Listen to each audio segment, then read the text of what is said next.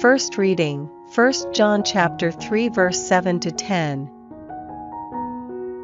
Children, do not let anyone lead you astray. Whoever acts uprightly is upright, just as he is upright. Whoever lives sinfully belongs to the devil, since the devil has been a sinner from the beginning. This was the purpose of the appearing of the Son of God, to undo the work of the devil. No one who is a child of God sins, because God's seed remains in him. Nor can he sin, because he is a child of God. This is what distinguishes the children of God from the children of the devil. Whoever does not live uprightly and does not love his brother is not from God. Responsorial Psalm, Psalms chapter 98 verse 1, 7 to 8, 9. Psalm, sing a new song to Yahweh, for he has performed wonders. His saving power is in his right hand and his holy arm. Let the sea thunder, and all that it holds, the world and all who live in it. Let the rivers clap their hands, and the mountains shout for joy together, at Yahweh's approach, for he is coming to judge the earth.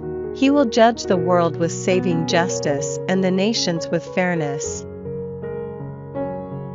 Gospel, John chapter 1 verse 35 to 42. The next day, as John stood there again with two of his disciples, Jesus went past, and John looked towards him and said, "Look, there is the Lamb of God."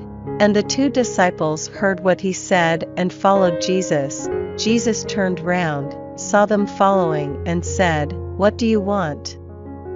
They answered, "Rabbi," which means teacher, "where do you live?" He replied, "Come and see." So they went and saw where he lived, and stayed with him that day. It was about the 10th hour. One of these two who became followers of Jesus after hearing what John had said was Andrew, the brother of Simon Peter.